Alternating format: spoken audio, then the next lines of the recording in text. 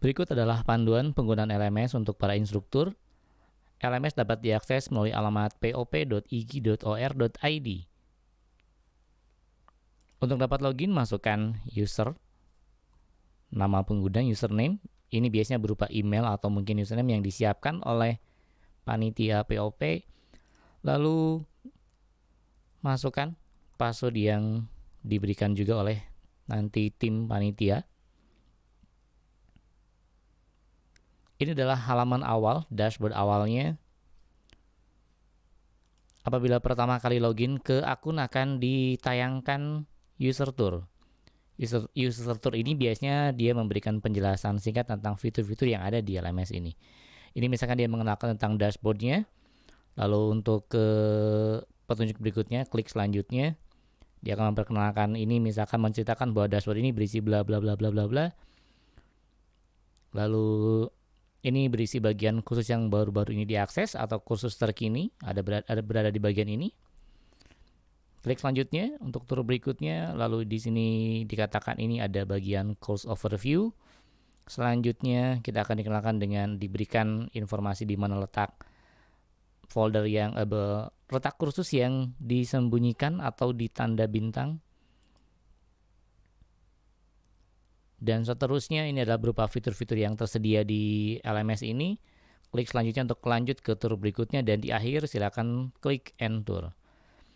Untuk mengakses kursus yang ditugasi atau pelatihan yang ditugasi, biasanya kalau kita sudah pernah mengakses, dia akan muncul di bagian kursus yang baru-baru ini diakses, atau kita bisa memilih lewat menu kursus yang saya ikuti. Kita pilih misalkan demo. Dan tetap akan diberikan juga tour kalau kita baru pertama kali mengakses laman ini. Kita klik selanjutnya saja. Selanjutnya lagi di sini katanya untuk pengaturan pesan ada di bagian atas sana. Kemudian ini adalah akhir dari tour, kita end tour. Di laman kursus ini secara default dia berada di posisi non-editing atau tidak diedit. Untuk dapat mengedit, menambahkan atau mengedit bagian dari kursus ini atau pelatihan ini, silakan aktifkan di sebelah kanan atas pada gambar icon roda, klik lalu hidupkan mode ubah. Pada bagian umum, misalkan ini ada pengumuman. Untuk mengaktifkan pengumuman atau kita ingin memberikan informasi kepada para peserta, klik ubah, lalu ubah pengaturan. Kita bisa menambahkan pengumuman yang baru, lalu setelah itu simpan dan kembali ke kursus. Jika ingin menampilkan ini, kita harus mengaktifkan atau memperlihatkannya dengan cara mengklik menu ubah, lalu pilih tampilkan. Sudah berwarna hitam, artinya pengumuman ini sudah tampil di peserta. Untuk menonaktifkan, klik ubah, lalu pilih sembunyikan. Bagian berikutnya ini berisi petunjuk untuk instruktur. Silakan dibaca. Di sini disampaikan bahwa untuk sesi sinkronus akan dibuat manual oleh instruktur. Jadi silakan nanti boleh menambahkan dan mengubah atau fitur-fitur yang lain yang disiapkan. Pastikan bagian ini tetap berada di posisi non-aktif atau disembunyikan agar tidak terlihat oleh peserta. Selanjutnya untuk membuat daftar hadir, kita klik di daftar hadir. Untuk menambahkan session, klik add session. Lalu tentukan kapan sesi presensi ini akan dibuka, misalkan di tanggal 8 mulai dari jam 13 sore sampai dengan jam 15 sore. Lalu tambahkan deskripsinya, misalkan presensi untuk sesi 1 atau apapun itu. Checklist pada bagian allow student to record on attendance. Lalu klik add.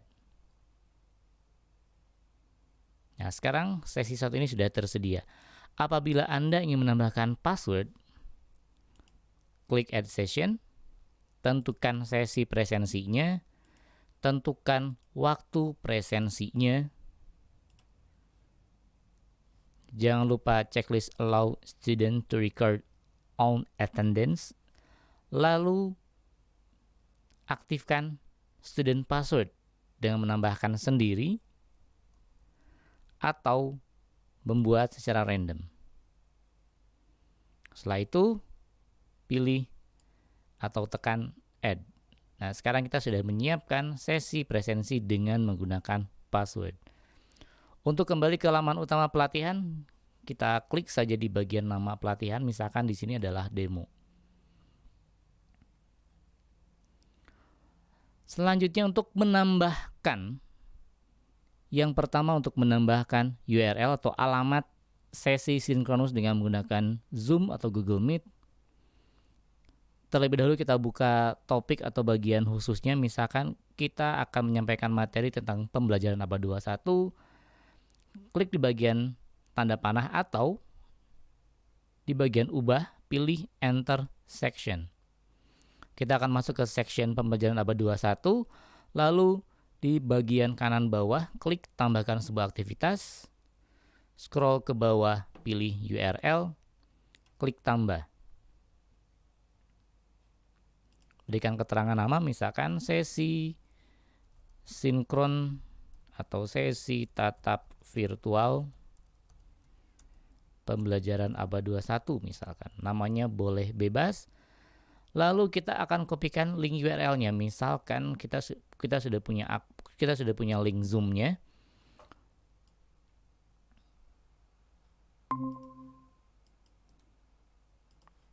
Untuk Google Meet misalkan dia akan tampil seperti ini. Untuk Zoom biasanya dia agak sedikit lebih panjang. Paste ke bagian ini. Anda boleh menambahkan deskripsi. Lalu kita akan simpan dan kembali ke kursus. Untuk menyesuaikan posisi dari sesi ini, kita cukup drag ke bagian. Misalkan kita akan melakukan sebelum sesi diskusi, kita tarik atau drag ke bagian atas sebelum sesi diskusi. Selanjutnya, untuk mengubah pertanyaan atau kasus pada bagian diskusi, klik pada nama diskusinya, klik setting, mohon maaf, kita klik pada bagian ini ya, bagian nama diskusinya, lalu ubah pengaturan. Kita bisa mengubah pada bagian deskripsi pada diskusi ini, lalu simpan dan kembali ke kursus untuk menyimpan perubahan dari diskusinya.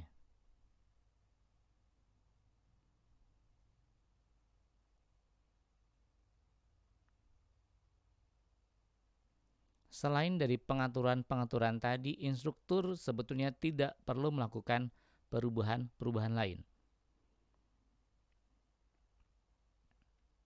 Namun jika diperlukan untuk menambahkan aktivitas, Anda boleh menambahkan pada bagian aktivitas, klik tambahkan, pilih aktivitas yang sesuai, lalu sesuaikan urutannya. Untuk kembali ke bagian utama, kita bisa kembali mengklik di bagian nama kursus di bagian atas. Untuk mengecek nilai, Anda bisa mengklik pada setiap aktivitas yang memang memiliki nilai. Misalkan untuk bagian pretest, nanti Anda akan bisa melihat hasil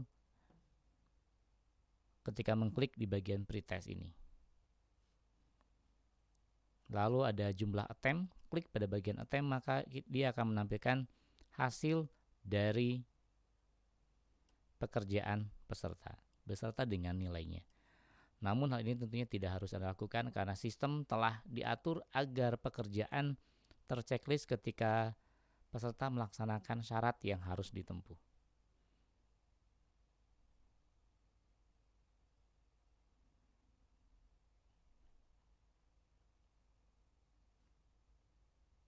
Untuk logout, Anda cukup klik di bagian foto, lalu klik keluar. Untuk mengubah password dan tampilan yang lain, pilih di bagian preferensi. Untuk mengubah password, pilih ubah password. Masukkan password saat ini, password baru, dan password baru kembali. Ketik password saat ini, masukkan password yang baru. Ketik kembali password yang baru, lalu pilih simpan perubahan.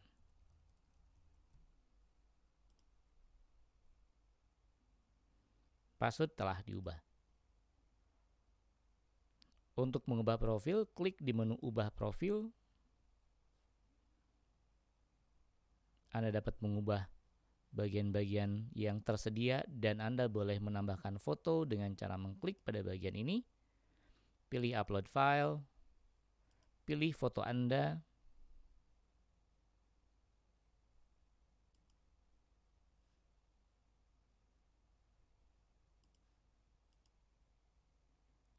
Klik unggah file.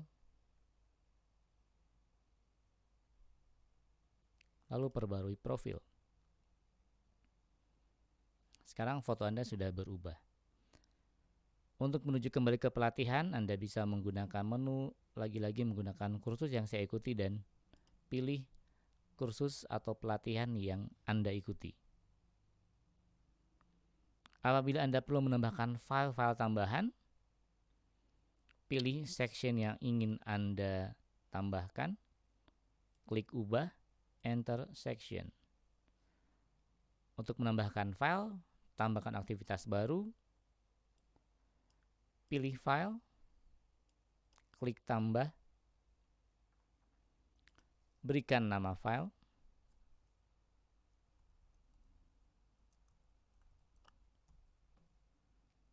klik pada bagian tanda panah, lalu pilih choose file pada upload file,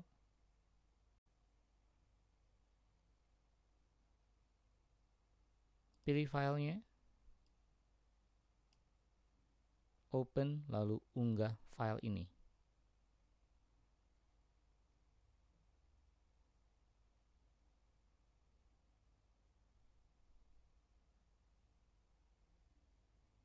Scroll ke bawah lalu simpan dan kembali ke kursus. Lalu Anda dapat mengatur urutannya dengan cara mendrag. Klik lalu geser ke tempat yang Anda inginkan, misalkan pada bagian sumber belajar, lalu lepas. Anda bisa mengubah urutan ini sesuai dengan keinginan Anda sendiri.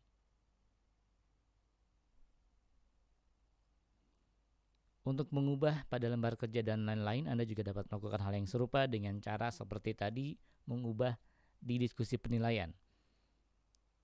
Klik pada LK penilaian misalkan. Untuk mengubah pertanyaan, caranya sama pada icon roda, pilih ubah pengaturan. Anda dapat mengubah atau memperjelas penugasannya. Pastikan pengiriman dinonaktifkan agar peserta dapat mengupload sesuai dengan waktu yang mereka miliki. Lalu simpan dan kembali ke kursus setelah selesai mengedit.